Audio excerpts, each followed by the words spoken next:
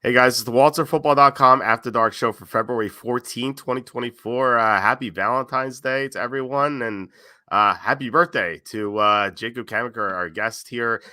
Jacob, always joining us here on Tuesdays for the Sporting News. Jacob, how are you? And once again, happy birthday. I'm doing great. Thank you for the happy birthday wishes. Glad to be here. Glad we put the NFL season in the books, which was crazy, and glad to be looking ahead here. It was the Super Bowl ended up being better than I thought it would be. A lot of our prop bets hit. We got the game pick right too, so I feel pretty good coming into having that as our last game of the season. Feel like we're building good momentum now. But how are you doing, and how would you enjoy the Super Bowl? Super Bowl is pretty good. Like you said, we got the pick right. We had the Chiefs. We got most of the props. Didn't get Isaiah Pacheco rushing yards. It was pretty close in overtime.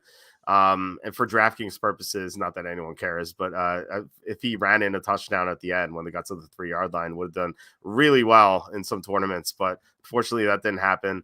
But no, still had a winning day overall, so can't complain. The other one we missed was Brock Purdy over a half an interception. Felt like that almost happened a couple times, but it wasn't like a blatant drop or anything. Just felt like a Chief player was close to the ball on a couple of occasions. So yeah, those are the only two props we missed. We hit the Chiefs 1-6 / Niners 1-6 thing that we do every year. And yeah, again, can't complain with the overall result. Happy with the outcome, and yeah, I hope everyone had fun watching and betting the game. But yeah, we're already looking ahead to Super Bowl 59, Super Bowl LIX as it's written out. Can't wait to get into it and find some good futures like we did last year. We got the Lions at 33-1. At this point last year, I remember betting it, and if I know you hedged it, if I were smart, or if I didn't have kids and couldn't pay attention, I probably would have hedged it as well. Unfortunately, did not, but still, we got a good number, and I think we could find some good ones here as well. So I'm excited to talk about it. Yeah, before we get into everything, please hit like, subscribe, comment below, share this video, visit the link in the description for the merch store. All that would mean a lot to us. If you really want to help support the show, we have super chats. It would mean a great deal because we make nothing from YouTube ads. Most of the income we have coming in for the show is via super chats. So if you really want to help us, please do that. And yeah, do it for Jacob's birthday. Send some super chats our way. So, all right. So, did you want to talk about Super Bowl 58 a little bit before we get into this, or did you want to just dive right into Super Bowl 59? Because overall, I thought, I thought it wasn't like there weren't too many surprises in the game. It wasn't shocking that the Niners jumped out and then the Chiefs scored toward the end, as I said last week. And I think you said this too, actually. The Chiefs do most of their scoring in like one half. And so usually like in the AFC Championship, it was all the scoring in the first half, nothing in the second half. This time it was all the scoring in the second half plus overtime and nothing in the first half. So wasn't surprised about that. But any impressions before we move on? Yeah, that Super Bowl kind of went exactly how I thought it would go. I will say that Chiefs theory we had was great because it was plus 170 on the Chiefs at halftime. I put a little money down on that, like a quarter of a unit, nothing crazy because I already had a couple units on the money line. But getting that and seeing that workout was nice. Everything kind of went according to plan. The only thing I didn't see coming was Pacheco kind of being stopped more than we thought. He had some big negative runs in the fumble. I think that was the one thing we were off base on, but for the most part, Brock Purdy had a good game, but he didn't have a great game. He had struggled against those top 8 defenses in defensive EPA. And, he wasn't bad. He didn't turn the ball over, but he did have that stretch to start the third quarter where Kyle Shanahan kind of threw the ball a lot. And I think Purdy went on those 3 drives. I think they were all 3 and outs. He went 2 of 7 for -1 yard during that. So that was kind of the moment that the Chiefs kind of were able to claw back into the game. That gave them some momentum. But yeah, Patrick Mahomes kind of pulled everything out. We had everything else going on with Steve Spagnuolo bringing a lot of pressure on Purdy to try to rattle him. Kyle Shanahan doing his usual. We built a lead and then we blew it in this big game. Andy Reid had his clock management issues at the end of regulation where it looked like, hey, the Chiefs might have a chance to win this in regulation. And then Mahomes ran for 4 yards, and then they took like 20 seconds to get lined up when they still had a timeout and took that into the locker room. So, it was kind of everything I expected. Kind of sloppy at times, especially that first half had me worried we were on pace for like another Rams Patriots type of Super Bowl where it was like neither team played well. It got exciting at the end. The fact that we had overtime, I thought that was really cool, and I thought the Chiefs really brought it at the right time with that blitz and that drive from Patrick Mahomes. That read option call on 4th and 1, terrific call by Andy Reid. So, really fun second half. We did pretty well prognosticating what would happen. So overall, nothing too surprising, like you said. And I would say it was a solid Super Bowl. Not my favorite because that first half was really ugly, but definitely a good one and one that we can build momentum off of. Yeah, it was pretty ugly to start. Major mistakes by both teams. You had Christian McCaffrey fumbling on the opening drive, then you had Isaiah Pacheco fumbling at the 10-yard line. Some other mistakes from both teams. Yeah, you're right about the clock management issues. Even Tony Romo was like, "You got to spike it there," and like they just took forever to make that one play call, and it really cost them. And I also think they had a chance for another play at the end of regulation, right when they kicked the field goal. I think there was like 6 seconds left or something. It's you're taking a chance there, but I thought they could have ran a play. Like Mahomes is smart enough not to use the entire clock. Whatever. I guess it doesn't matter. The Chiefs ended up winning. Mike's asking if we both have the Chiefs. We did. So did Tom. So everyone here had the Chiefs. Fortunately, we couldn't get Kenny's pick because he was under the weather last week. But I think he was on the Chiefs as well. But we'll ask him tomorrow if he's available. Andrew saying, gonna love the Colts odds. How about you? Well, we'll get into it. I kind of forget what the Colts odds are, but yeah, going to be interesting to see what that was. Evan says Shanahan blew it. 1 first down near 2-minute warning. This game was over. It said he threw on second and third down. Run McCaffrey. Again, 1 first down. He kicked the field goal and the game's over. They didn't run McCaffrey enough. I thought that was clear. It's not like they were behind by double digits at one point. They were ahead by double digits. They were either tied or ahead for most of the game. And yet McCaffrey didn't have that many carries. So I thought Shanahan's play calling was pretty suspect. What do you think about that? I totally agree. And that sequence I mentioned where Purdy went 2 of 7 for -1 yard on the 3 and outs to start the third quarter. The 49ers ran 9 plays in that time. 8 of them were passes. And I know some of that was related to penalties and sacks. And, Purdy was under pressure at one point and had to throw a dump off to Juwan Jennings that lost, I think, 8 yards or something. So when they were behind the chains, yeah, it made sense to throw it. But they just didn't come out and just say, hey, we're going to try to run the ball down their throats and really dominate time of possession, wear out this defense. I agree that this was a situation where they needed to run McCaffrey more. And they got him the ball plenty, and they did through the air as well. But where Ayuk was covered, Samuel was hurting, and George Kittle was also banged up throughout the game, it really didn't make sense to put it in Brock Purdy's hands as much as they did. And that's one of the reasons I was kind of impressed at times with Purdy. Like, he never folded throughout this game. He had that little lull that I mentioned, but there was no point where I was like, oh, the 49ers are totally out of this. When I thought he was going to let go of the rope, he actually kind of breathed life back into them and got them to answer with a touchdown. But yeah, Shanahan's play calling, he's got to learn from this. He's reminding me more and more of Andy Reid, like early in his career. Granted, I was a kid at that time, but he had all these chances to get to the Super Bowl or win the NFC Championship game, and he could just never get out of his own way with clock management and just game plan management. And I think Shanahan's going to have to look in the mirror and just say, what do I have to do differently to win these games that I'm losing? Yeah, amazingly, both the Niners and the Ravens didn't run the ball enough against the defense that's weaker to the run than the pass.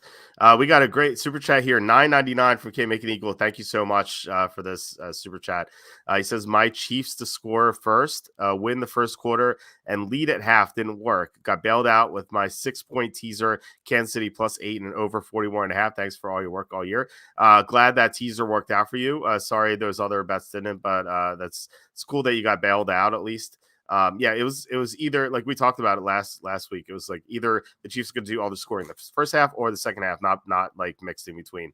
It's so weird that this has been going on for like 3 years now, where they do all the scoring in one half, and it doesn't have to be the first half; it could be the second half. So that's what we saw. But yeah, congrats, Camenker Eagle, on the teaser. That was pretty good. Yeah, great call on that teaser. I gotta say, one bet that I missed, two bets. I got the that I want to talk about briefly. I had the under at 47. I missed the 47 and a half, so it pushed at the end, which I didn't care because I had more money on the Chiefs at that point. But I was kind of like, oh, that why didn't I get the half there? That was stupid. I also had the more hilarious one. I bet the 49ers under 21 and a half points. They got exactly 22 via that field goal in overtime. So if Andy Reid had managed the clock properly at the end of regulation and the Chiefs had scored, I would have hit both of those bets. So I was kind of a little – that was the only part of the night where I was a little tilted because I was like, man, I missed by half a point on these two bets that really could have swung me even in better direction. But that reminded me of that. I can't make an Eagle, so thank you for that. But great job on that teaser. That was an awesome play. And that over hitting late. No, once it went to overtime, there was no doubt that over was going to hit unless it was a field goal and a stop. So, and that was never going to happen with the Chiefs getting the ball second. Right. Which brings us to this comment. Sue says, puzzling that Shanahan elect to receive the overtime kickoff. What are your thoughts on that? I still would have elected to receive because, if it's a field goal or touchdown, like that third possession is pretty big. So I don't know. I can see it both ways, but I'd rather have the ball first. But maybe I'm wrong. What do you think? So this is the reason I love what they've done with the postseason overtime, having both teams guaranteed a possession. If you look at the math, I believe the team that receives the ball has a win probability of about 50.2%, and the other team has 49.8%. So the difference is negligible. It's all about preference. I think it depends on the type of team you are, what you want to do. Now, if I was Kyle Shanahan, knowing the type of quarterback that Patrick Mahomes is, I think I would have wanted to get the ball second. The reason being, if you could slow down the Chiefs or get a stop or force Andy Reid to have to make a decision, I think they would have had a better chance to win the game. Because as Andy Reid is a great offensive mind, but he is like weirdly conservative in these fourth down scenarios. And we saw the 49ers force the 4th and 1 for the Chiefs early in that drive. I have to think, and I don't know for sure, but I think that if Andy Reid had a 4th and 1 and had the ball first, he'd have a tough time deciding whether to go for that. Because if you go for it and fail, the game's over pretty much because your opponent's in field goal range, or punting it and trusting his defense. So I think I probably would have kicked it if I was Shanahan. But I can see the case for either side kind of. But I just like the idea of knowing what I have to do. And I think under no circumstance, the Chiefs might have gone down and gotten a touchdown, but under no circumstance would they have gotten a touchdown and gone for 2. And then you'd have no chance at winning the game. But they kind of set themselves up where the Chiefs could answer. And as the Chiefs players revealed after the game, even if the 49ers had gotten the touchdown and they kicked the extra point, the Chiefs were going to go for 2 to try to end it. So I think you could have maybe foreseen that the 49ers wouldn't have a chance to get the ball third. But then again, I'm like splitting hairs here, and the math says the two sides are pretty equal. So I think it's a really fascinating debate, though. Yeah, I was actually wondering if the Niners would have scored if the Chiefs would have gone for 2, and I think that would have been the right play. Was this comment I can't pull up? There we go. Mike says 6 seconds run to play. I agree. Andrew says the Chiefs were playing good coverage on tight man coverage on third down, so the 49ers had to get them in zone on first. That's why they didn't run McCaffrey. I still feel like you should run McCaffrey. Like, you're just playing into the other team's hands, but by doing that, like they didn't have success not running McCaffrey. So I don't know. Sue says, sorry, Walt, I'm with Jacob's rationale on that one. Okay, yeah, I mean, I think you could make the argument either way, but I do think that Jacob's point about Andy Reid being conservative is a really good one. So it's something I hadn't considered, but I do think that there's something to be had with that third possession, but it sounds like it wouldn't have got there anyway. Like, yeah, go ahead. I really think that debate, like, we're not going to see a lot of postseason overtime games, and I wish we would, because I think that debate is really cool. It's like a true coin flip proposition, and it really depends on the mental makeup of each team. So I think you'll see different coaches make different decisions based off what they know about their teams. And I think Reed's preference to get the ball second was because he knew that Patrick Mahomes would be able to orchestrate a game-winning drive. Whereas maybe Shanahan was saying, hey, if we get Brock Purdy out there and we get him a score, his confidence will grow from there. Yeah, because Hunter says I passed on Super Bowl because I didn't think it was a good game to bet, which irritated people. I did have zero point 0.3 units on Kelsey, under 6.5 receptions and over 70.5 yards. It was non-correlated but paid about 10.36 to 1. Yeah, that's kind of interesting. It looked like his under reception is going to hit because he was at like one catch at halftime or something, maybe two catches, or like he was one right before halftime. But yeah, he eventually got there. He and Noah Gray both went over on the final drive, which is kind of funny. Yeah, failed, of course. Can't Make It Eagle says any talk of getting rid of Shanahan is absolutely ridiculous. Andy Reid didn't start winning Super Bowls until he got the best quarterback in the league. Yeah, I actually saw this a post by someone who's like pretty known in the football community. I don't want to bring him up because he's I don't know, he's not a fan of ours, but he said something like, oh, the Niners should tank and get a quarterback who can compete with Mahomes. I'm like, oh yeah, let's get this magical quarterback who compete with Mahomes out of thin air from the Niners. Like, how do you tank if you're the Niners? Like, there's so much talent. It's like ridiculous. So that notion is insane. Like, especially considering that the Niners took the Chiefs to overtime. Like, they easily could have won this game. So I don't know. I thought that was one of the dumbest tweets I saw all night. Yeah, it's not like Brock Purdy was bad in this game, and it's not like he's a bad quarterback. I mean, this is his first full year as a starter. He's a second-year player. Yeah, I know he wasn't like a high draft pick. He was literally the last pick in the draft, but he's shown well. I think you can question what his ceiling is, especially as his supporting cast might, lose some pieces as if he gets paid big, then we can wonder about this. But I don't think the quarterback was the issue for the 49ers. And I agree. You don't get rid of Shanahan now. He took you to the Super Bowl.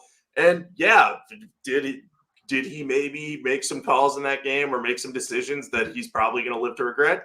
Sure, but he's still one of the better offensive minds in the league. His game management is the issue right now. That's why some people will say, oh, he's a little overrated because of the game management aspect of it. But fact of the matter is he has the 49ers competitive every year that his quarterback stays healthy, and that's a big deal. And I think if Brock Purdy continues to take steps forward and can establish himself as a top 10 quarterback in the league, I think that the 49ers are still going to stay competitive under him.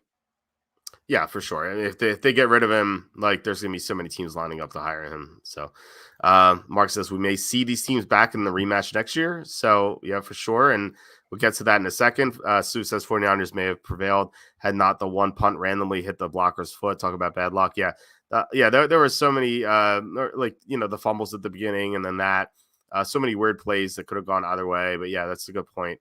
But yeah, let's get to a possible rematch for next year. The Niners, if you can see here, let me zoom in. That's too much zoomed in. All right, so 49ers are the favorites, a 5-1. Chiefs are plus 650. Let's just talk about the Super Bowl 58 participants to start this. Are you looking to bet either of these favorites? I am probably going to bet the Chiefs just as an automatic hedge, and I think that's what they're becoming at this point. I know 6.5 to 1 odds aren't that appealing, but the fact of the matter is we know Patrick Mahomes is going to stay in it. And this team he had this year that he just led to a Super Bowl win, easily the worst that he's had on offense in terms of his supporting cast so far. I know the defense was the best he's ever had, but I mean, we were saying at Christmas time after they lost to the Raiders, we're like, oh, there's no chance that they're going to win the Super Bowl. And yet they did. So I'm not taking any chances with that anymore. I'm going to probably put a unit on them at the beginning of the season. And hey, if they're terrible or if Mahomes gets hurt, I'll eat that unit. And that's just what it's going to be. But as long as he's the quarterback, you're not going to get many better chance than 6.5 to 1 on the Chiefs unless they have a really bad early season lull. And we haven't seen that in recent years. So I'm just going to back them now and call it. The 49ers, I'm a little less interested in at 5 to 1. I know they have a lot of talent and they still have cap space because Purdy's not doing extension until 2025. But they have some question marks that I'd like to see fill. There seems to be some trade chatter about Brandon Ayuk. He doesn't sound like a guy who's definitively coming back to the team. depending on if he can get an extension. I know he's under contract though, so that might not matter. But I also want to see them upgrade the rest of their offensive line a little bit. Trent Williams is obviously elite, but the rest of that blocking unit against the Chiefs had their share of issues. I know they have some young talent up front, especially at the guard position, but I think I'd rather wait on them and see if they come out of the gate strong, because maybe you won't get a better number than 5-1, but I kind of think you might with the 49ers, because if they have any sort of Super Bowl hangover or if they have to replace players on that side of the ball, I think that they're going to have some trouble. So that's what I'm feeling about. Oh, also, Dre Greenlaw tore his Achilles. We don't know if he's going to be back. He's a very important part of that defense. And we saw it because the Chiefs kind of attacked the linebacker core in a way we haven't seen before after he was out. And I doubt that he's going to be at full strength this upcoming season if he can return at all.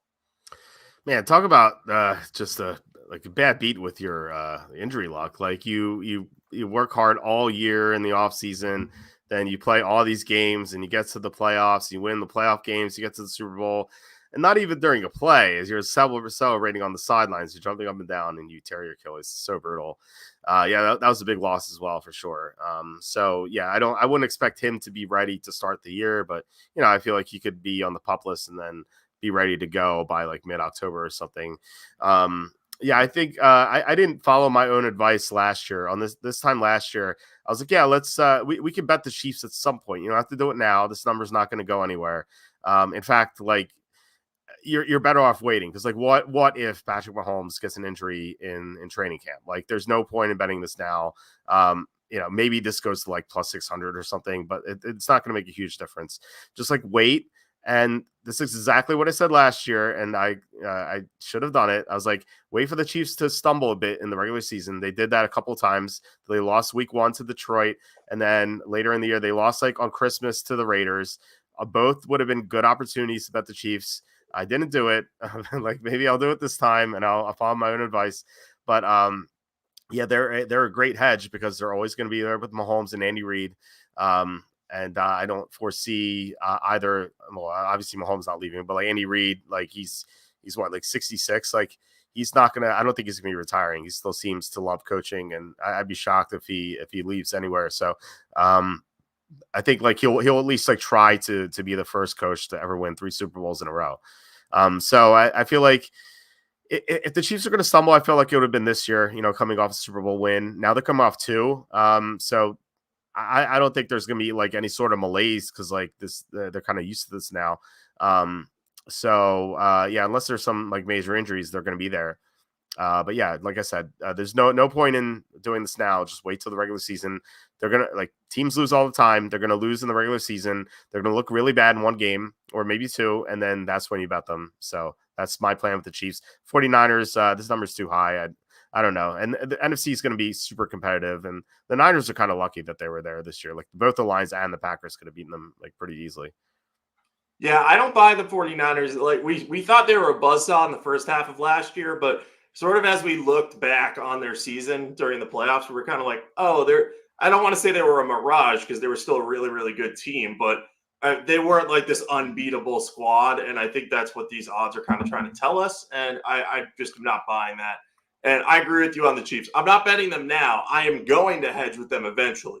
But doing it today doesn't make sense because, like you said, the number's not really going to move that much unless they do something ridiculous and somehow get like an insane amount of talent on their team, which I don't know how they would do it with the cap gymnastics they'd have to pull off. So yeah, that 6.5 to 1. It's not going anywhere soon. I'll probably bet it early in the season, unless if they don't trip up early, maybe I would wait longer. But I'm gonna be on that at some point. Alan says won the spread and Chiefs to win 1-6. Thanks, Walt. Lost my props because I'm an idiot and parlayed a bunch. Those parlays will get you. The low probability parlays. I see some like pick people on Twitter, like professional pickers on Twitter. They're like, hey, I have these 5 parlays I'm running. Like it doesn't seem like a good chance to win. I feel like you do one for fun. Like that's what we do. Like a quarter of a unit, a same game parlay of 4 legs, like just for fun. Like nothing serious. And I feel like those haven't really paid off. They're just low probability. So I would just try to bet singles. Yeah, or if you have two that you're really confident in, parlay those. Yeah, I think I did Brandon Ayuk's under with Kyle Juszczyk's over 4.5 receiving yards, which nice. he caught the first pass of the game, so that was a very easy feeling win. But yeah, those are the parlays that I try to stick to. This is coming from a guy. I had a 9-leg parlay in the Super Bowl. 7 of them hit, but it's like one of those is bound to fail. Right, right. But like if you bet all of them individually, like you would have gone 7-2, you'd feel pretty good, you know. I obviously if you hit all 9, like you feel amazing, right? But like it's such low probability of that happening. Um, Mark says, though seems to think Baltimore can get to Chiefs, Kansas City next year. I still need my Vikings or Carolina. We'll see about the Vikings. Carolina, they have a lot of work to do. Alan says I'm on the Bears at 40-1. That looks pretty good. We'll talk about that in a bit. Let's see here. Baltimore winning a big playoff game with Jackson. Good luck with that. Yeah, I don't know. He won MVP. I said he should have given it back based on that performance. It's so brutal. And then we don't know who the Bears quarterback is going to be. Mark says, what do you think FanDuel coming to North Carolina? I didn't hear about that, but congratulations that you can bet on some like more opportunities in North Carolina. The more sports books you have access to, the better. Not only do you get to shop for the best odds, you get to have some better bonus bet possibilities, and like that's something I pointed out before. Like on the homepage, I should probably just do this on the homepage. You can there's a link there, and it goes to this page, and it shows you all the bonus bets you can get. And I've talked about this before. Like it's so important to get these bonus bets because you have to hit 52.3% of your bets to break even with the 110 vig.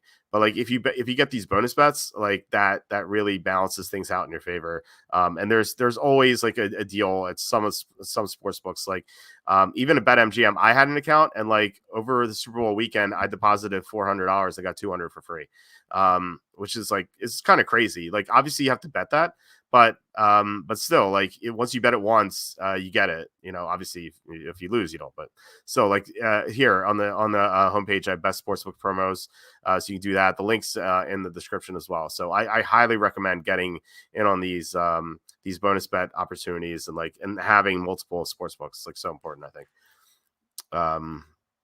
All right, so John says even the Chiefs stumble in the regular season, nobody will believe he'll carry into the postseason again after this year. Yeah, for sure, that's definitely true. And thank you, books, for not offering Mecole Hardman prop. Yeah, we hit two or three. Would have been 3 or 3 if I remembered it in the Bills game. And they didn't have it. I was so upset by it. But I was like, fortunately, they did not because he had a great game for once. Yeah, they could not have been a funnier outcome than having Mecole Hardman catch the Super Bowl winning touchdown. Like, really, I saw him being the guy, and I was like, no way, it's Mecole Hardman. He did it. He had like the 2 biggest plays of the game in the passing game for the Chiefs, arguably. It's crazy. Ravens division is getting better at past them. Yeah, the division's so tough. The boss asking, have you taken a look at draft bets? It's so early. Anything of value?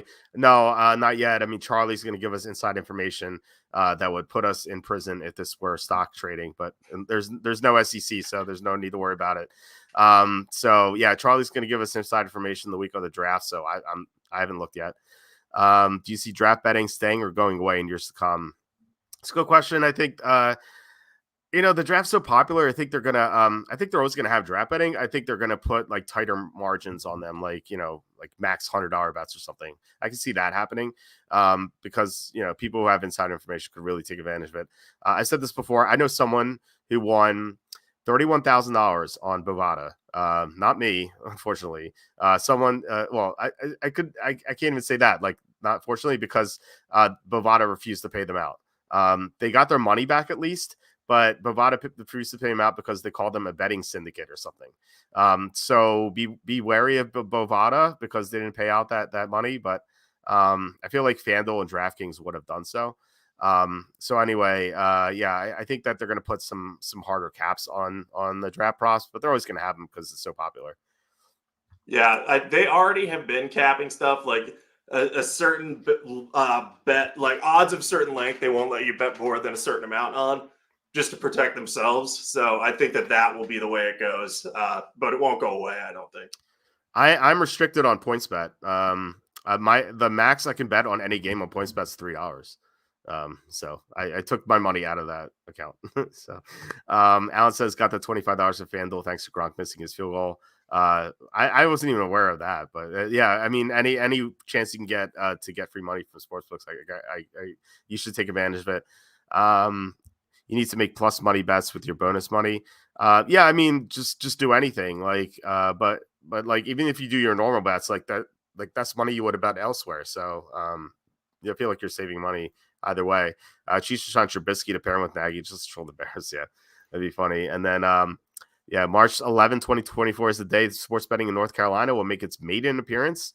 Yeah, you missed the football season and Super Bowl, so well, at least you get the NCAA tournament, right? And you get the draft too, so that's the most important thing because we get Charlie's info. All right, let's get to the next group of teams. We have Ravens 9-1, Lions 12-1. So the two teams that lost in the conference championships, they're joined by the Bills at 12-1. So what do you think about these three? Are you looking to play any of these second tier teams? I'm going to be backing the Lions again, year 3. I was all ready to not jump off their bandwagon or anything, but I was all ready to say, oh, these odds aren't going to be worth it when it seemed like Ben Johnson wasn't going back to the team.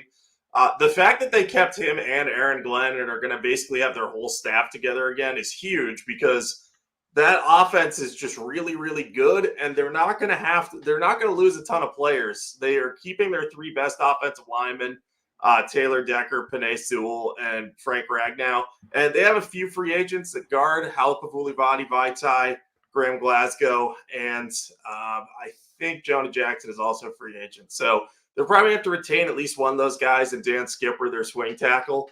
But if they do that, their offense is going to be in great shape. And their defense should only get better because their starting front seven is going to return next year.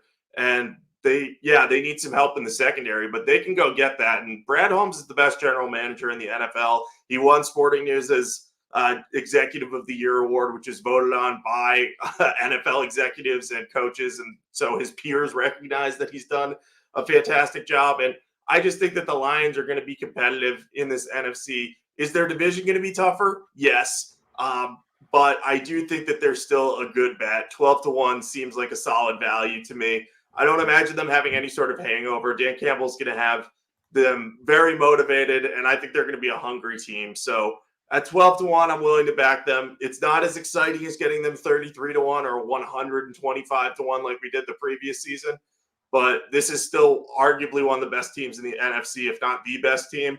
So I'm willing to back them here. Yeah, so the Ravens play in such a tough division, so it's hard to back them 9-1.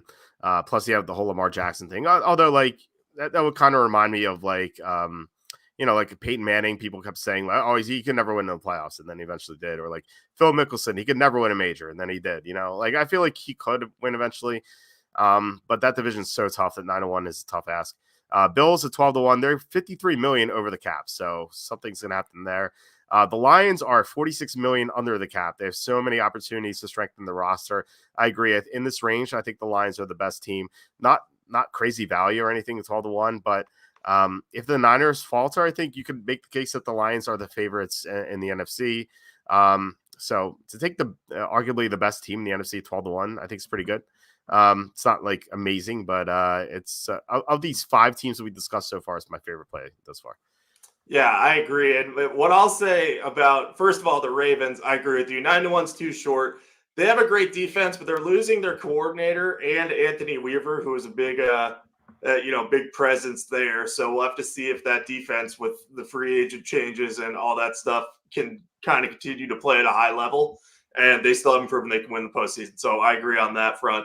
The Lions, I wonder how much shorter this line would have been if they had held on to beat the 49ers. Like they had a 17-point lead on the 49ers.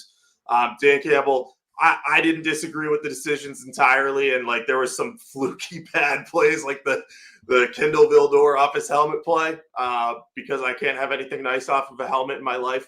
But that, if those swing differently and the Lions win, they might be, more in that 7 or 8-1 range instead of 12-1. So in that way, we get a little bit of value and they should get better. It's not the greatest value, like you said. Like if this was 20-1, I'd be pouncing on it, but still 12-1 on them seems like a solid play. Yeah. People saying NFC North is stacked. Yeah, it depends what happens with Minnesota. Like Kirk Cousins is a free agent, so we'll have to see what happens there. But yeah, it's a tough division for sure. So yeah, it's definitely an argument against the Lions, but I still think that there's a good chance that they make it back or make it to the Super Bowl, I should say. Mark asking if I'm covering the NCAA basketball. Just my tournament picks, nothing crazy. We're on fire with the NBA, by the way. I think we've hit, now that I've jinxed myself, gonna knock on wood. We've hit like this. We were down like 10 units to start the year after like 2 weeks. We're up like 13 or 14 units. So like we're up like 24 units in like the past 3 or 4 weeks, which is kind of insane. So crazy run that we're having here. Let's see. John saying Bills almost beat the Chiefs with the skeleton crew on defense. They can't be lucky. They can't be that unlucky again.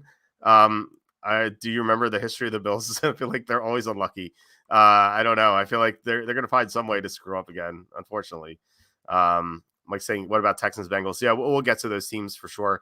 Let's get to the next group here. 15 and 20 to 1 with Cowboys at 15 to 1, Bengals 15 to 1, Eagles 17 to 1, Dolphins 20 to 1. What do you think about this quartet? Yeah, I'm not really in love with this group.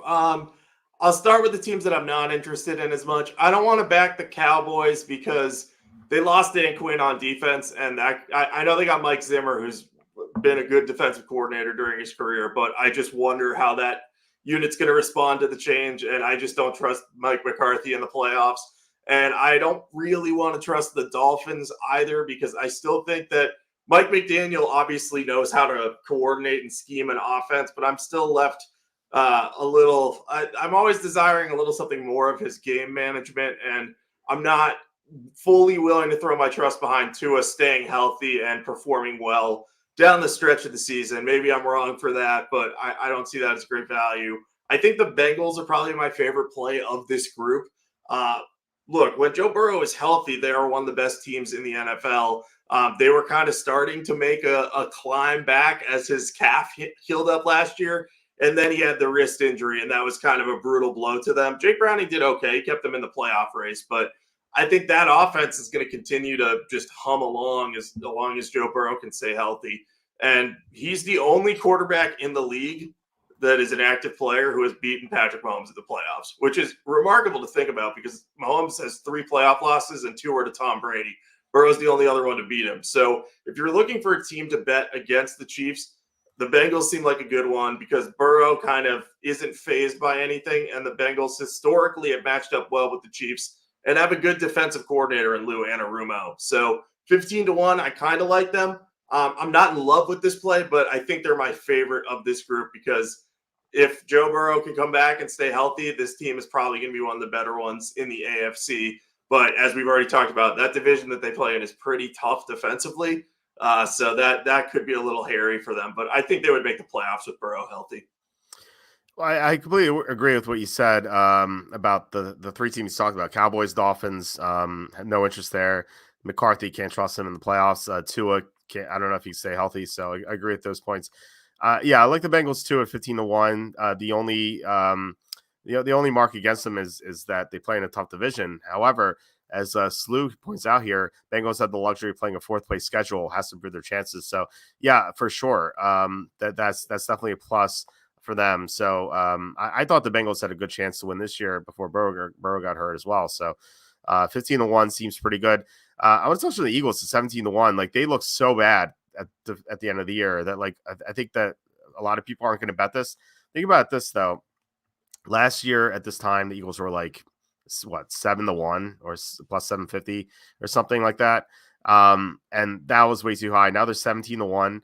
They still have a ton of talent on their team. The problem with them last year, before like the collapse at the end of the year, was their defense, which has allowed like so many yards to the air. They were 10 and 1 at some point, but like their pass defense was horrible. However, they hired Vic Fangio to help fix the defense, and I have to think that like Howie Roseman's going to make some moves to strengthen this roster. And like I feel like their division is not strong at all. Redskins, Giants are bad teams. Cowboys are overrated. So like the Eagles could certainly take this division, and they make a lot of noise in the playoffs if they fix their defense. And I trust that to happen with Fangio. So What are your thoughts on the Eagles? I think they're a good play as well. I'm glad I set the table for you to set that one, because that was the one that I don't want to say I was ambivalent about, but I like the defensive improvements with Vic Fangio.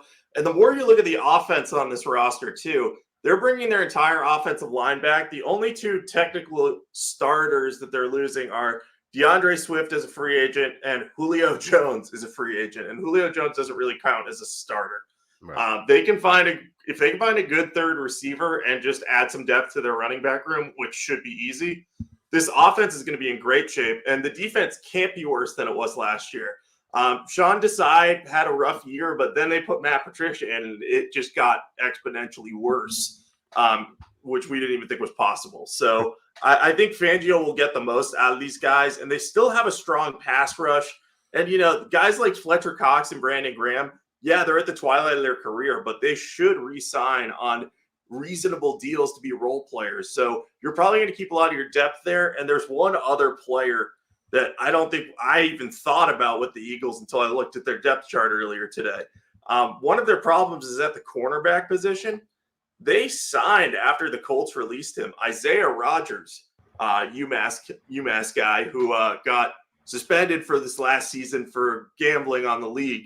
Now, I don't know for sure that he's going to be reinstated, but if he is, that's going to be a huge upgrade for them if he's in playing shape, because he was a solid outside starter for the Colts. He has good ball skills and is a good return man. So I think if you add him to that secondary and add some young blood there, and those rookies like Eli Ricks and Keely Ringo kind of get another year of experience under their belts, their secondary looks a lot better with better coaching. So I like the idea of buying low on the Eagles at 17-1. I think you're right in saying that number isn't right. Like, they're behind the Cowboys right now. And I know the Cowboys were better than them at the end of the year, but do we really think that Mike McCarthy and the Cowboys are more likely to win a Super Bowl than the Eagles, who have actually made it to the Super Bowl recently? I would say no. Yeah, no way. Good point of Rodgers. Didn't even realize that. That's it's a sharp thing to talk about. They have 20 million in cap space as Andrew pointed out here. So they can make some moves. Nothing crazy, but they don't need to do anything crazy. Just make a couple of upgrades in the secondary, and I think they're going to be good. Mike says he likes the Bengals. They signed a Reader. And then some concern here. Bengals or they have T. Higgins as free agent. They could franchise him. But Cam Aiken Eagles says concerned about the Bengals defense. They lost both safeties free agency. Were below previous level. I feel like they have some young defensive backs, and so if they can improve, then they'll be better. But the Bengals can certainly make some noise. The Bengals, by the way, are the fourth most cap space in the NFL, $59.4 million, only behind the Redskins, Titans, and Patriots. So they have a lot of room for improvement here. If they make some good signings, like, they're going to be a powerhouse. You can argue they already are. Let's say Kim McNeagle says because of Mahomes' contract, the Chiefs now have $25 million in cap space to add a receiver. Imagine that. I see $22.8 million on over the cap. Yeah, like they can add a receiver for sure. Like, maybe they go after Mike Evans or someone like that. I think that'd be a great signing for them. Mike saying Fangio doesn't impress me. The Bills smoked his defense twice last year, Ravens once.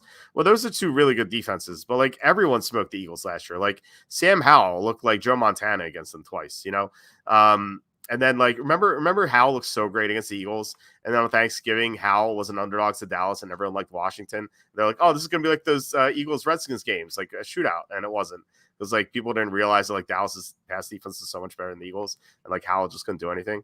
Like, that's how bad the Eagles defense was. Like, they made Sam Howell look so great.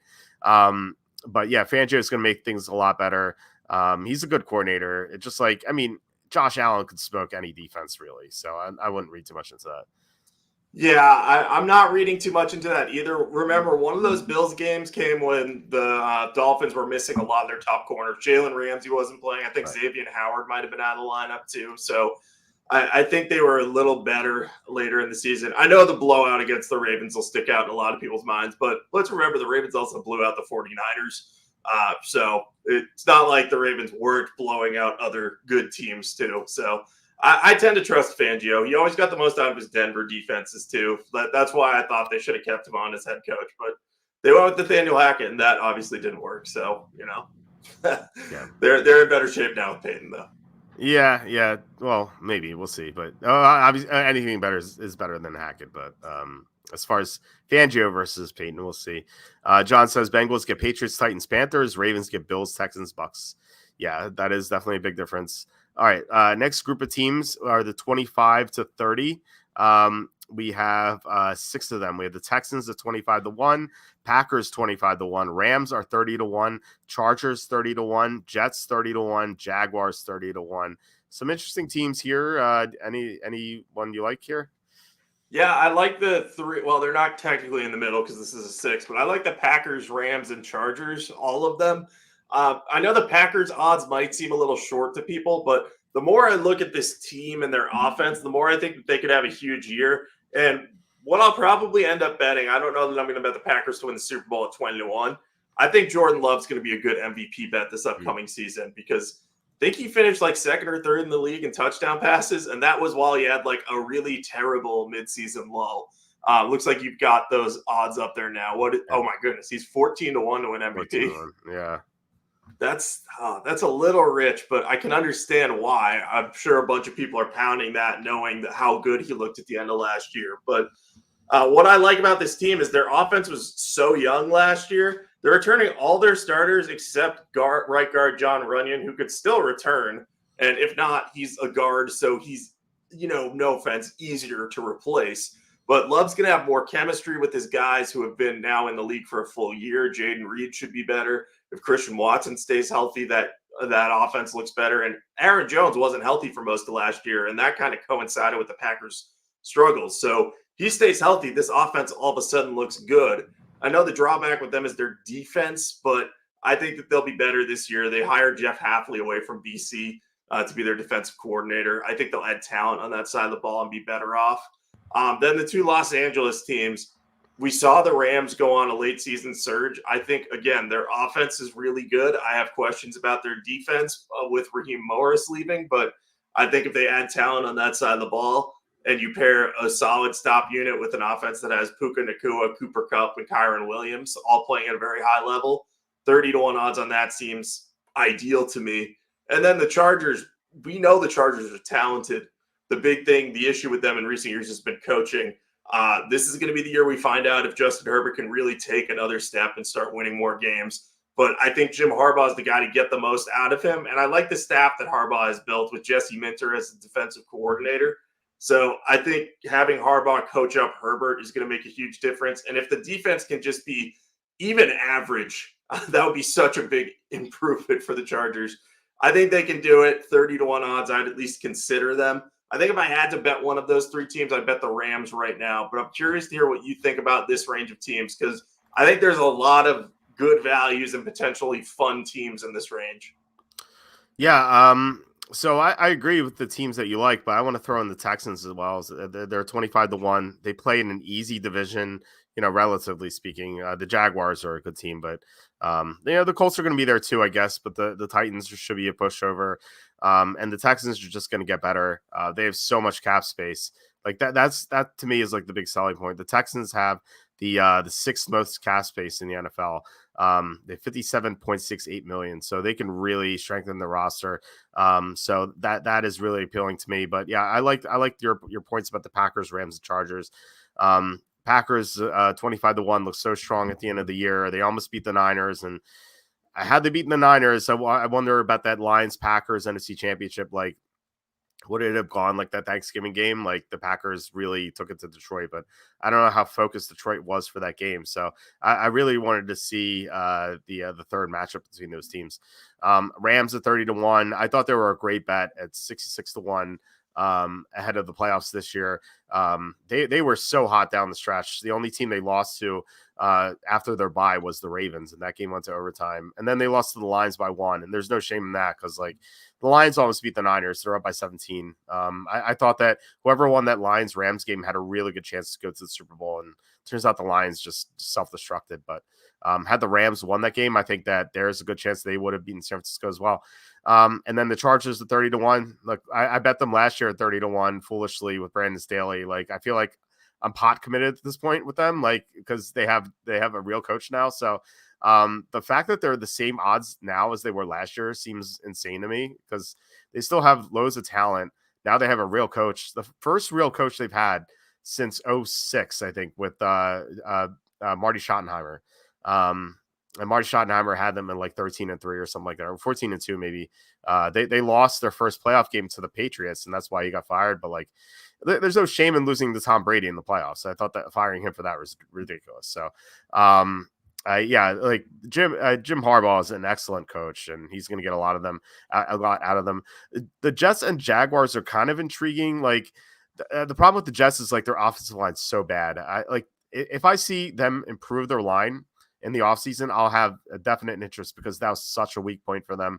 But yeah, if they could block for Aaron Rodgers, they definitely have a chance to win. Jaguars, same thing. I worry about their offensive line. So we'll see what happens there. The Jaguars, I wonder about the cap space. They're about in the middle of the pack. They have 11 million in cap space, so not a lot of room to make improvements, but they're at least not over. But yeah, I think they're definitely behind the Texans at this point with CJ Stroud in the second year. So not too much interest there.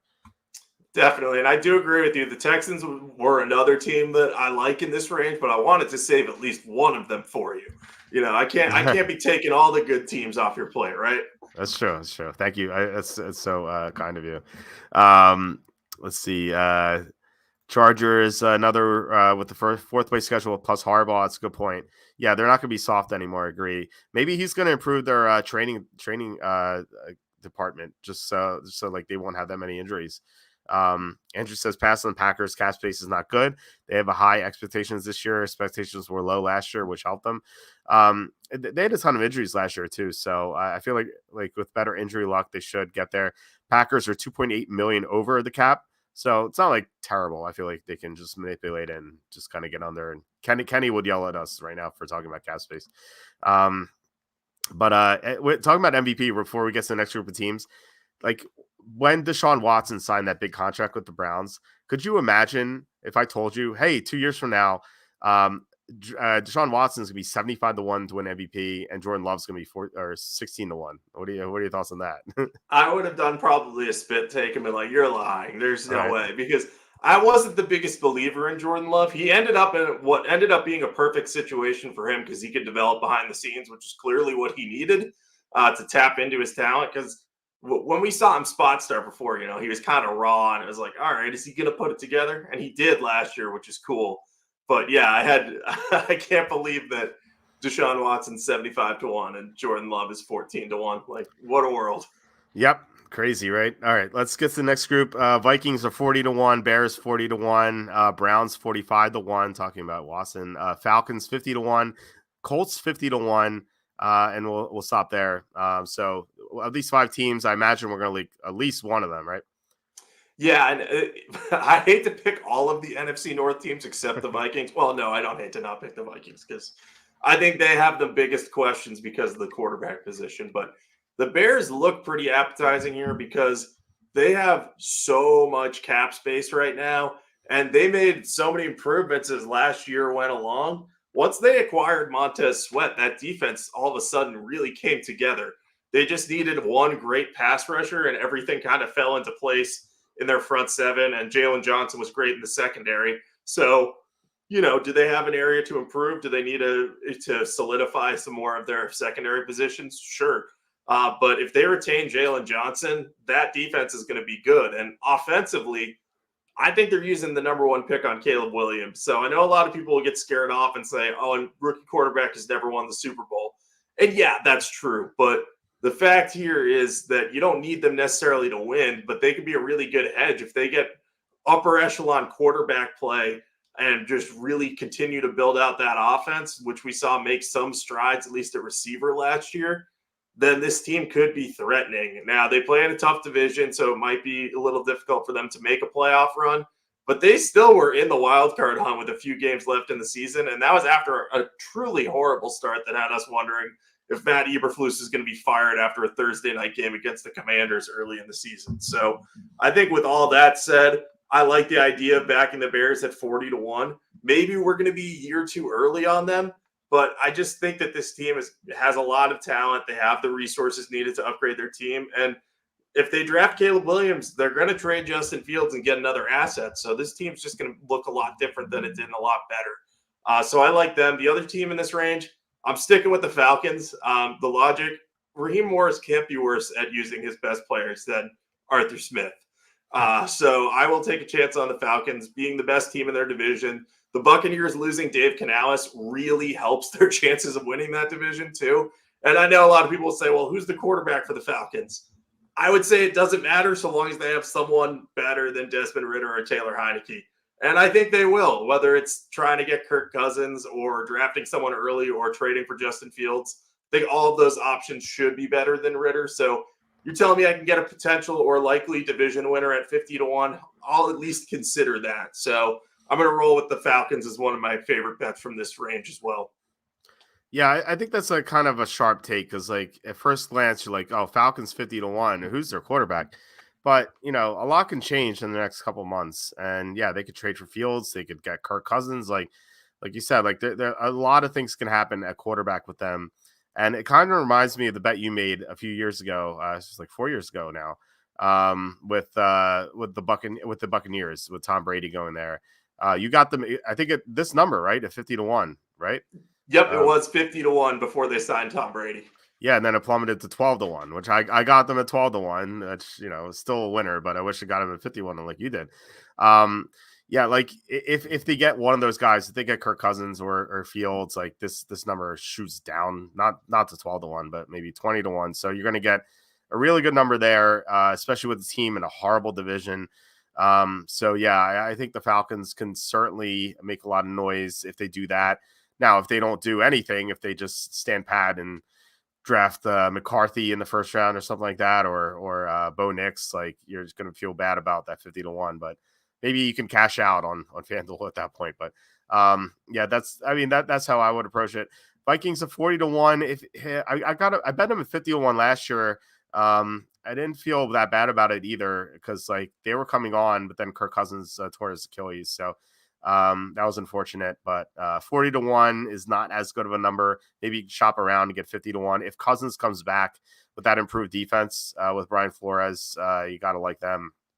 But yeah, I think I need a better number than the 40-1. Same thing with the Browns. Like, it's not too exciting. That division's so tough. I feel like Watson's just not a great option at this point of his career. So I would need a much better number than 45-1. But yeah, Bears and Colts, I think, are these two teams that I'm interested in. Bears, I mean, you made all the points for them. Like, as soon as they got Montez Sweat, their defense was much better. And then Justin Fields came back from injury. Like, starting in week 11 and onward, like, they were really good. They had a lead against the Browns in that one game. Had they won that, they would have had a chance to make the playoffs.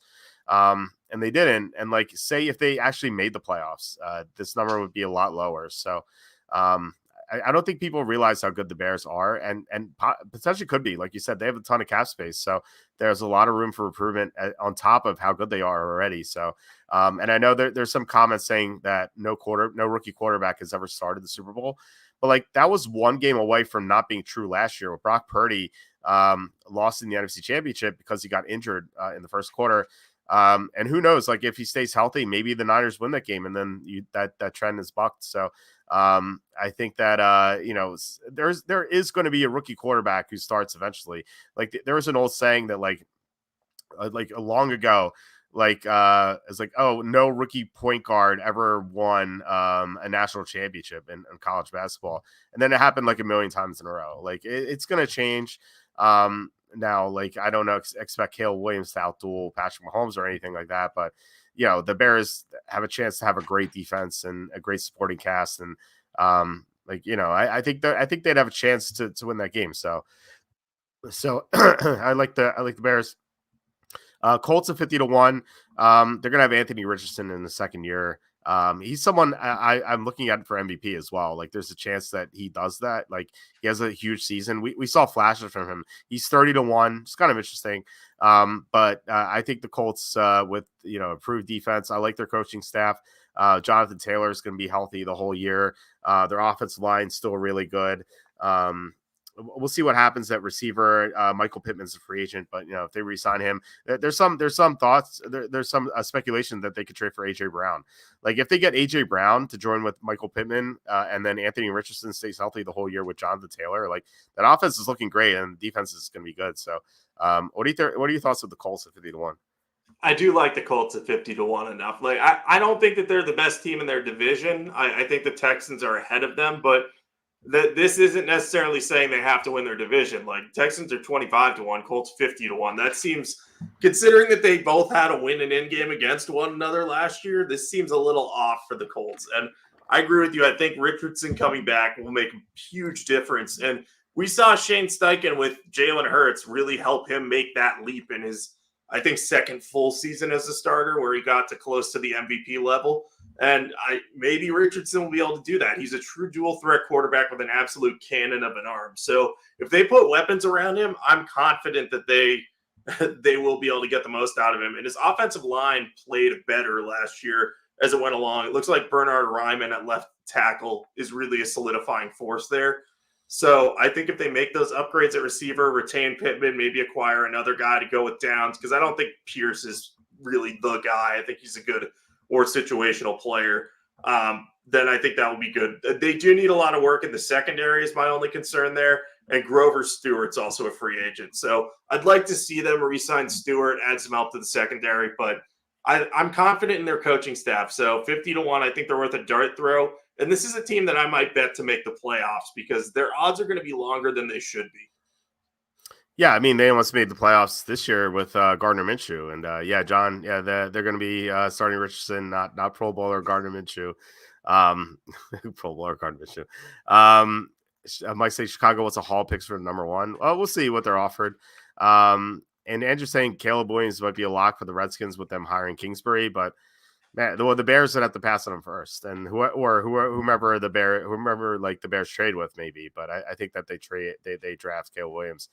And John's saying I have one thing about the Bears before we do that. Do we really think the Bears are going to trade a pick down to number 2 to take a UNC quarterback at number 2 overall instead of a more surefire prospect? Because they have done that before with Mitch Trubisky. I don't think they want to do that again with Drake May. So I think they're going to take Caleb Williams, despite the connection with Kingsbury there. Well, this time they're moving down and not up. So maybe it's a tough sell. Maybe it'll be Jaden Daniels, who Charlie Campbell moved Jaden Daniels ahead of Drake May in his mock draft. So kind of interesting. I don't know if he talked to anyone or if it was just a gut thing, but kind of interesting there. As a Patriots fan, I like that. I want Drake May. Okay. I don't know what's to think about that yet, but I thought that was interesting. John says Shanahan could make Walter look like a competent starter. Maybe like 5 years ago when I was in shape, but like now I'm like a 41-year-old fat man, so I don't know. Shanahan's a great coach, but not he's not that great. Kingsbury could pull an Eli.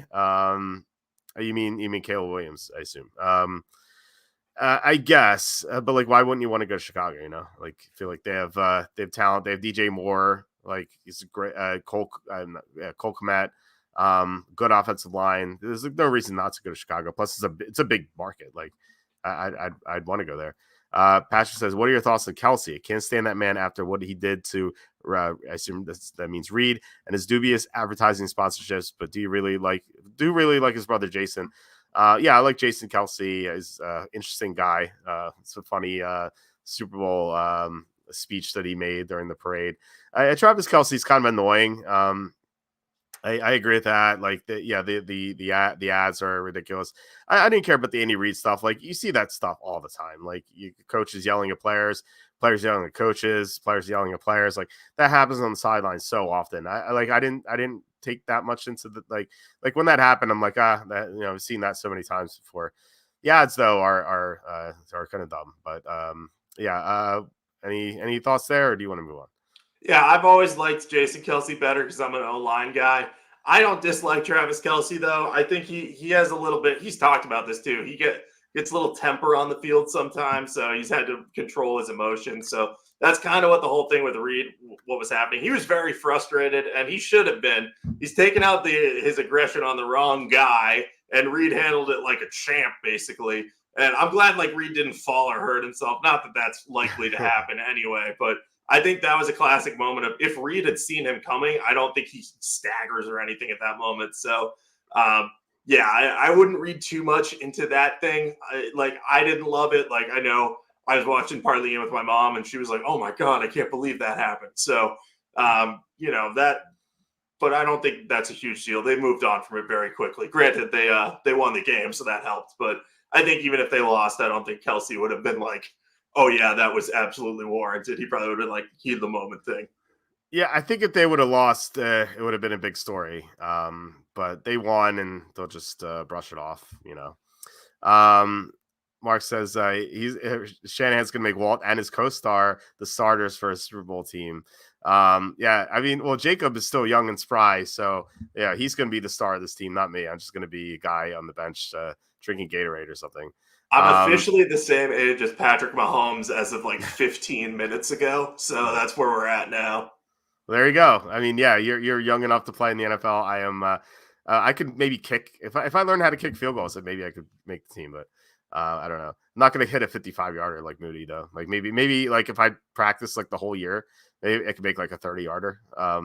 So it is pretty tough. I used to coach this kid who's he's a field goal kicker, and like he was like trying to be the kicker of his high school team, and like he really worked hard to like try to make 35-yard field goals, and like it wasn't like automatic with him all the time, but like it took him a lot to get there, but he did eventually. So it was pretty cool to see the progress and everything. But yeah, it takes time and stuff, and I don't know how to do that now, so it would take me a while. Mark says some people don't like Rice being in the face of Mahomes. Yeah, again, like you see players just jaw each other all the time. Peyton Manning and Marvin Harrison, or no, it's Peyton Manning and Reggie Wayne. They used to get into some arguments as well, and like they ended up winning a Super Bowl together. So I don't know, and plus like Mahomes and Rice already won a Super Bowl once, so. You can get 65 to 70-yard field goal. Yeah, and then I wake up. Yeah, it's not going to happen at all. I do want to teach my son how to punt though, or be a long snapper. I feel like that's like an easy way to get a scholarship, and like at the very least, you're going to get a scholarship if you're like a decent punter or a long snapper. And I feel like with especially punting, there's like no concussion risk at all. Like just tell them not to get involved in the tackles. Just like move to the sideline and just punt. Like worst, like my wife's like, is he gonna get hurt? I'm like, worst case scenario, tears his ACL like once. It's not he's not gonna get hurt. So, yeah, I think that's my plan is to make my son the next punter in the NFL. That's a good plan. I like that plan. I considered punting for my high school football team, but I did not do it. But I don't remember why. Anyway, that's where I'm at in my life. Yeah. Mike says, I thought we determined being long snapper was the way to go, or as a holder. No, you don't want to be a holder. Like there's no holder job. Like they just give it to someone, but like you need a special skill to be a long snapper. You need a special skill to punt. So it's one of those two. I feel like that's like an easy way to get a scholarship and maybe even make the NFL if you're decent enough. All right, so let's get to the 75. There are looks like there are 5 teams of 75 to 1. Saints 75 to 1, Raiders 75 to 1, Cardinals 75 to 1, Buccaneers 75 to 1, Seahawks 75 to 1. Any of these teams interest you? I was maybe considering the Cardinals. I know that sounds weird because they were pretty bad last year, but I thought they were scrappy under Jonathan Gannon. I thought he showcased some potential, kind of getting the most out of Josh Dobbs for a stretch there, and just I don't know. I think Kyler Murray gives them more of a chance to keep games close. He's going to be healthier, further removed from that torn ACL and knee injury that he had. And I know that this team is lacking talent. That's why their odds are so long. But I don't think they're super far away on offense from being that effective. They have a good tackle tandem in DJ Humphries and Paris Johnson. So if they can kind of continue to build up that offensive line and replace Hollywood Brown on offense, then you have Kyler Murray, Trey McBride, and another number 1 receiver to replace Brown. I think all of a sudden you look at this team and you say, all right, they can win some games. They can maybe sneak into a wild card spot. I'm not in love with any of the teams in this territory, but if I had to pick one, I'd go with the Cardinals. The reasons against the other ones, I don't think the Saints are good. The Raiders maybe have some upside, but I question what they're going to do at quarterback. Tampa Bay is going to regress with Dave Canales gone, and Seattle's just bringing in a whole new regime with their coaching staff. So I just don't know how they're going to respond to Pete Carroll not being there. So they're a huge wild card. So the Cardinals are the one that I'm trusting of this bunch. But I'm curious to hear your thoughts because I don't have like a super strong opinion about this one. I think that the same argument you made for the Falcons, you can make for the Raiders, except for the fact that they're in a soft division. You know, the Falcons can win that division easily. The Raiders can't because they play in the division with Patrick Mahomes. But their defense is so good. Their defense is better than the Falcons' defense was last year. And the Falcons' defense was pretty decent. Raiders' defense is so dominant. Like, remember what they did to Mahomes on Christmas? The problem with them was their offense. Like, they had Aiden O'Connell quarterbacking the team because Garoppolo is so bad. Their offensive line not great either, but they had these two receivers to kind of make up for it. They have a ton of cap space, so they can maybe make some noise of cap space available. They have the 10th most cap space in the NFL. So yeah, they can if they upgrade their offensive line for agency and like make a move for a quarterback. Like, what if they trade for Justin Fields? What if they're the team that signs Kirk Cousins? Like, Kirk Cousins with an improved offensive line, with Devontae Adams, Jacoby Myers, and that great defense, like, that's a team that could win 11 games. And so they'll be in the mix, I think. So I think the Raiders of these teams have the most upside. Yeah, the other ones, like, I just can't see Derek Carr winning a Lombardi trophy. Just can't do it. If Kyler Murray, if you told me he's going to be healthy the whole year, I'd be down with the Cardinals. It's just like, he just hasn't stayed healthy all year, like, and any season. So it's hard to trust him. Buccaneers is Mayfield without Canales. Forget about it. Seattle, like you said, a new regime. So the Raiders, I think, have the most upside here. I think you're probably right about the Raiders having the most upside. And if you told me tomorrow they're going to sign Kirk Cousins, I could see their odds dropping to like 40-1. I think they'd still be behind the Chargers, but they would shorten significantly. So I think you're right in that they have the most upside. I think the Cardinals, it's weird. The Cardinals might be, I don't want to say safer than them, but they have the safe. If you were to look at these teams, if you're looking at them without quarterback, I think Raiders are the right team. If you're looking at them and saying, I need to back a quarterback here, I think you might have to go with Murray among this group. So, yeah, those are the two I like, though. You could definitely convince me to bet the Raiders at that price. Yeah, and maybe you can find them at like 100-1, and they'll look even better. So, yeah, I think if they get Cousins or Fields, like that number plummets to what, 30-1. Like, I think they'll be in the same range as the Chargers. So I think that there's some great value there, at least, like, or at least a chance. If they don't make a quarterback move, then they're going to be stuck there. And again, you're going to try to cash that out. Alex says, with the NFL's track record, it could be flag football in 20 years. This is definitely true. Or like the sarcastable episode from South Park, one of my favorite episodes ever.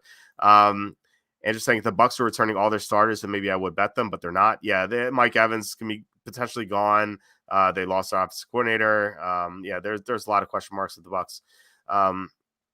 Mike said, people are trying to get me on the Niners. Apparently, the third string quarterback, even safer. You never want to actually play. Yeah, that's true. Well, it's safer, but like, it's hard to be a quarterback in the NFL. Like third string quarterbacks. Like, think about how good those guys are in college. Like, they are like starters for 1A programs. Like, that's a tough road to take. Like being a punter, I feel like, is so easy. Like, I don't want to say easy. There's a lot of hard work put into it, but like, there's not a lot of competition for punters. Like, if you're half decent, like, you're probably going to be a punter on at least the Division II school, right? If you're like a decent punter, where like, if you're a decent quarterback, there's so much competition. Like, it's gonna be tough to see even some playing time. So, yeah, Bucks are playing hard, but yeah, the Mike Evans might be gone, and yeah, the Dave Canales loss is huge. What if the Broncos sign Cousins to pair with Peyton? Well, we'll get to them here because they're in this last group here at teams at 100-1 or higher. Steelers 100-1, Broncos 100-1, Redskins 150-1, Patriots 150-1, Titans 150-1, Giants 150-1, Panthers bring up the rear with 250-1. So who you like here? Yeah, I mean, I like the Broncos a lot. I don't really understand this number entirely, and I guess it's just a fade of the fact that we don't know who their quarterback is going to be. But this defense played really well after an awful start to the year. They kind of came together. Sean Payton has been a good coach throughout his NFL career, and I know that last year wasn't pretty and it wasn't like the huge upgrade that people thought it was going to be out of the bat, but they still had Russell Wilson. I don't want to say playing well because he didn't play super well, but he was posting decent stats and avoiding mistakes. He was almost playing like an Alex Smith type of game, but it wasn't as pretty as that. But I think that the Broncos have the kind of defense you need to stay in a lot of games and keep it close. And they aren't far away from having a competitive offense, too. They're keeping 4 of their starting offensive linemen. Lloyd Cushenberry III is a free agent, so you might need a new center if you don't re-sign him.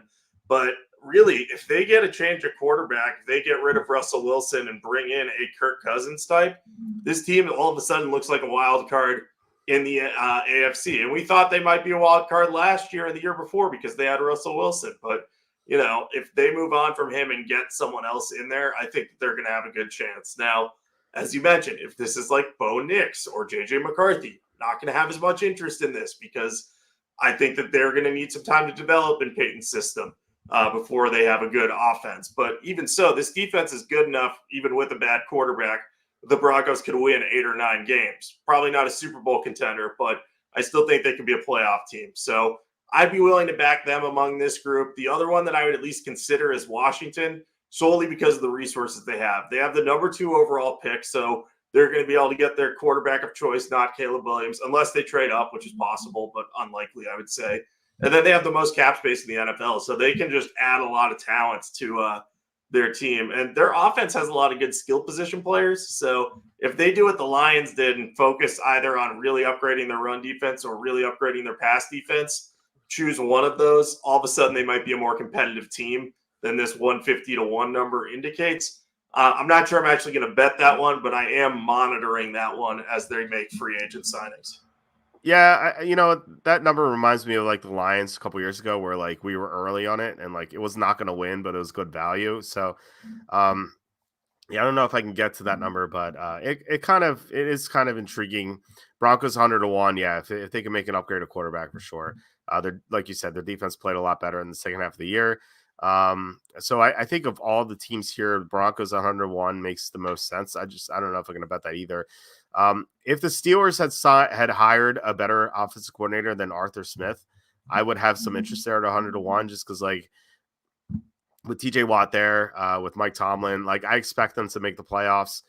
It's just like their offense is so bad. Like Kenny Pickett is going to take the next step. I thought they had a chance for him to take the next step last year. But we saw him like he looked like Joe Namath or Joe Montana or John Elway in the preseason. He was so great. Remember how great they looked in the preseason, and then like they had that game week 1 against the Niners. They looked horrible, and then week 2 against the Browns, like they won because of those 2 big plays or the 2 defensive plays by their defense, 2 touchdowns by the defense, and the Kenny or the George Pickens play. Like this team is just so lethargic offensively. It's so hard to trust them, especially with Arthur Smith. So it's just a shame that they didn't hire a better offensive coordinator. But yeah, Broncos 100-1 here. I think that's the best number right now. Like they had like of all these teams, like they had the most realistic chance of winning. I don't think I can get there with any of these teams. Like the Raiders is 75-1. They're my favorite of the long shots. Yeah, I think that makes sense to me.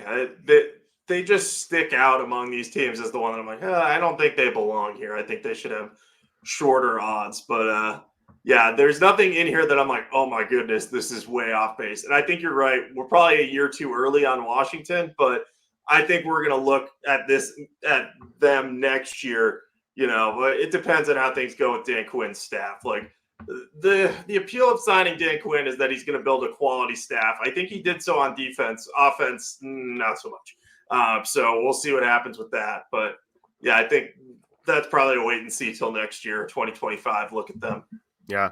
Alex says Will Levis showed off arm strength at times. It's possible they could win the division. I don't think they're going to beat the Texans or the Colts or even the Jaguars. Like I feel like they're going to be last place. They have a lot of problems. Like their defense was really bad last year. Their offensive line not nearly as good as it used to be. They have no receivers, like, well, outside of Hopkins, but he's going to be older. Derrick Henry's a free agent. Although I do like their backup Tajay Spears, but I don't know. This team seems like really bad. I can't see Will Levis winning the Super Bowl next year. That defense is going to take a huge step back without Vrabel too. Like maybe Denard Wilson, who they hired to be their new defensive coordinator, will get a lot out of these guys. But Vrabel turned dudes like Jack Gibbons and Christian Fulton and Kayvon Wallace and some guys who have been rejects on other teams into like solid enough defense. I just don't know if that's going to happen under a new coordinator here. Yeah. Interesting. Like Arthur Smith wasn't that bad with the Titans being an OC.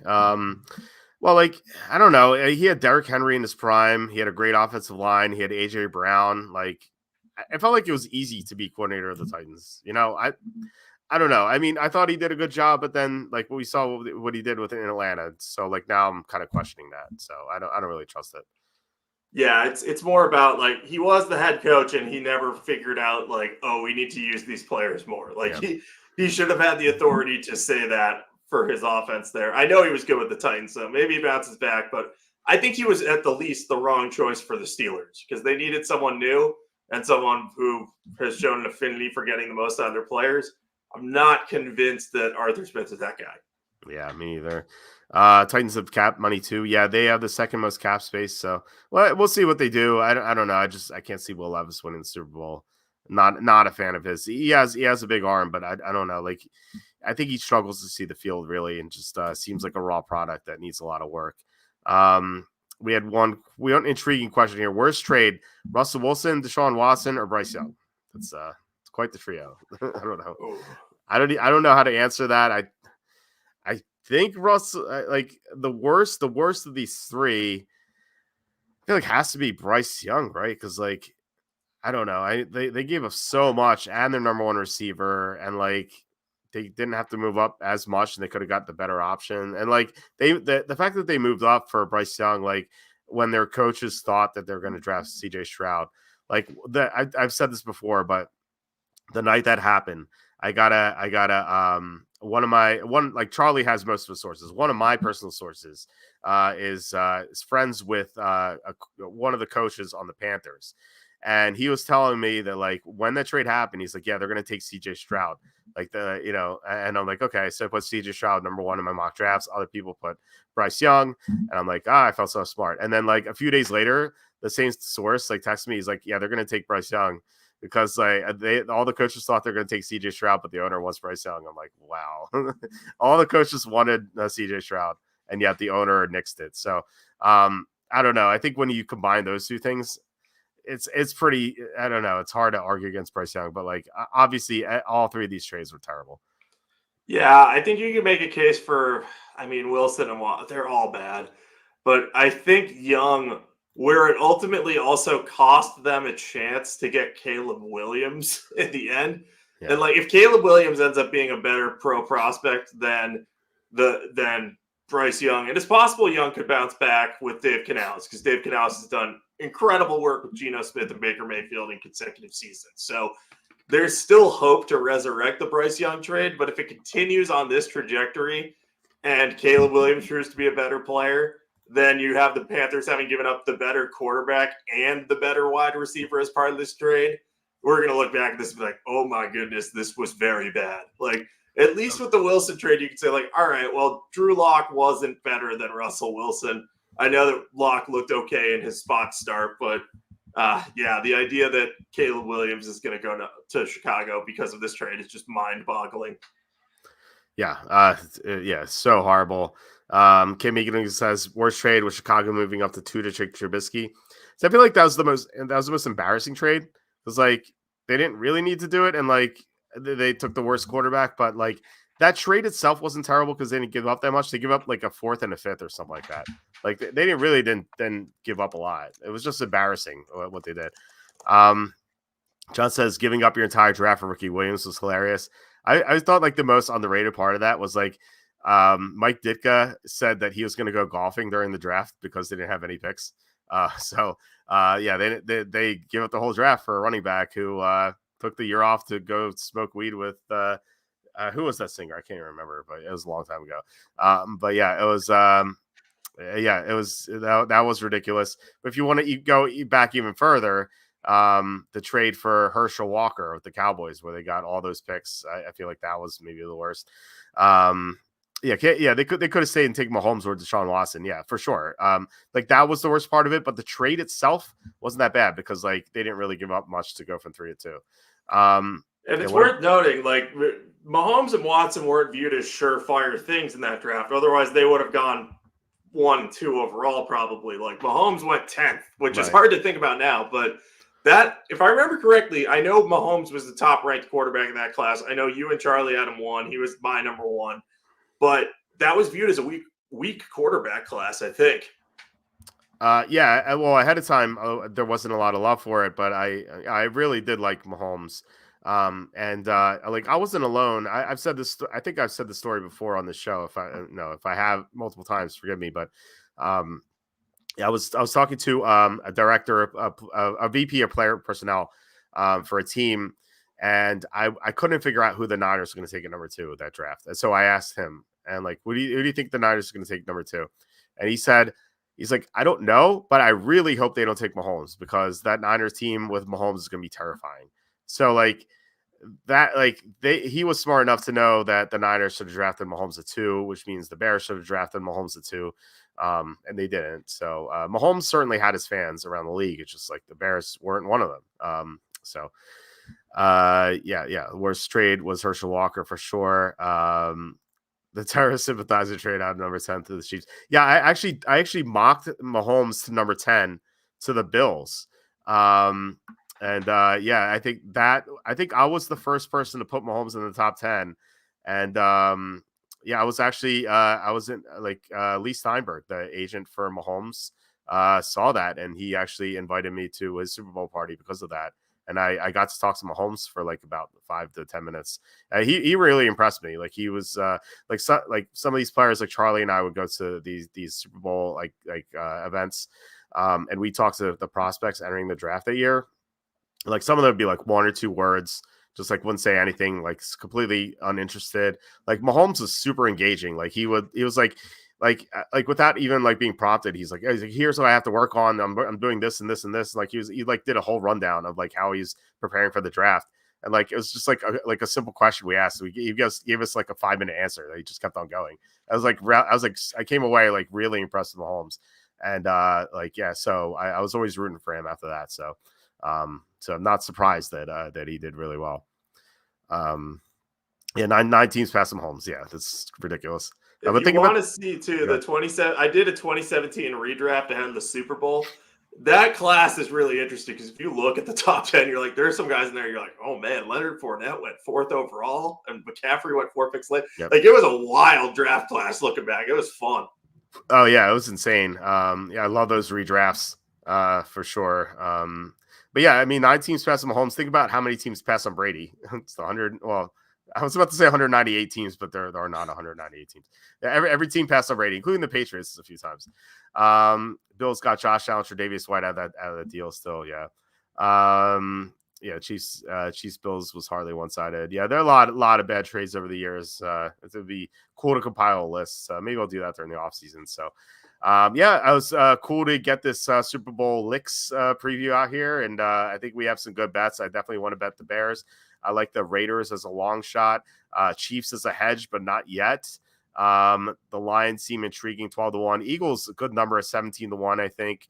We'll see what they do with the cap space. They definitely have room for improvement. Texans 25-1, Chargers 30-1.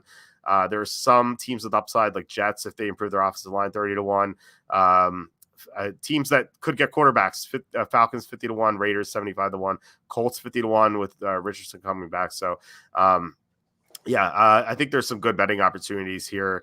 Are there any, like, if you can make like 1 or 2 bets right now, are there any that stand out for you? Like, I think for me, like Bears 40-1 is definitely up there. I just think they're so good, and that number is so high for them. Obviously, shop around, like maybe you can get a 50-1. But yeah, Bears 40-1. Oh, I forgot the Rams 30-1. There are a lot of good opportunities here, and any that stick out to you. Yeah, this feels like a great year for betting teams because I think it's going to be more wide open next year. It's going to be like the Chiefs and everyone else is what it feels like. I think if I had to lock one in now, I agree with you. I think it's the Bears because I think that number is most likely to move. I've already seen it go down to 30 to 1 at DraftKings. So I think that they're likely to move as they add to their team, and they will because they have so much cap space. And then I think the Falcons and Raiders, if you guys like those teams, I would bet them before these quarterback trades happen. Like, we don't know where Justin Fields is going yet. There's been some buzz tying him to the Steelers the last couple days. But if that, you want to get ahead of that. If for some reason he's traded to the Falcons, that number is going to come down. Same if it goes to the Raiders. So I would consider betting the Bears, Falcons, Raiders now, and just kind of monitor some of these other targets that we have. Sounds good. John says he loves the Bengals at 15 to 1. It's another one for sure. So, yeah, there are a lot of good opportunities. I agree. That's it for our Super Bowl 59 betting preview. And we'll do this again in the summer after everything with the free agency and some teams that you should lock in right now. I agree with that. So, we're going to actually – next week, we're going to take the week off. Next week, not every show, but we're not going to have a show on Tuesday next week, but we'll be back the Tuesday after. Just doing a week off here after the Super Bowl. So, Jacob, do you have anything to plug? Yeah, you can follow me on Twitter at Jacob Camenker. I'll be tweeting out my thoughts on all things football. Still have some work over at sportingnews.com for all of our Super Bowl breakdowns and some of our pre-Super Bowl stuff like that 27 redraft that I mentioned. So be sure to check that out. And if you have any NFL questions, send them my way. If I see them, I'm happy to answer them. But we made it through the season. It was a pretty great finish, and looking forward to this offseason. It's always fun when we shift into offseason mode and start looking ahead. Yeah, for sure. It's always fun to kind of predict how these teams are going to do. Can't wait to break everything down. And Slew, to answer your question, I will have grades on the coaching hires. So stay tuned for that on the site. I'll tons of content on walterfootball.com, and please hit like, subscribe, comment below, share this video, visit the link in the description for the merch store. All that would mean a lot to us. Thanks so much for K-Making Eagle for the $9.99 super chat. Really appreciate it. Again, like, you guys don't know how bad these YouTube ads are. So like this is like exponential income for us based on how bad these ads are. So really appreciate it, Can't Make an Eagle, and congrats on getting that teaser once again. So we'll be back tomorrow in some sort of fashion. I think Kenny will be on, and maybe we'll start breaking down some TV shows as we usually do on Wildcard Wednesdays during the off season. But I'm sure Kenny's going to want to talk about the Super Bowl as well, and maybe some DFS content as well. Thursday, Quacky Takes can be back. And then Saturday thoughts as usual. So that's going to be our schedule during the off season. Mike, thanks so much. And everyone else, thanks so much for joining us and commenting and everything. I really appreciate it. But yeah, Jacob, thanks. It's great to always do the show with you on Tuesdays. I'm glad that we agree with a lot of these picks. And I think that bodes well going forward. Yeah, for sure. It's always good when we're on the same page, and we'll see what changes during free agency and the draft. That's always the fun part. Oh yeah, Mark says don't forget to mention on Pod TV too. Yes, Kim. We're live on that as well. So thanks so much for watching us there too. Once again, guys, we'll be back tomorrow, and really appreciate everything, and we'll talk to you then. All right, sounds good. Talk to you soon.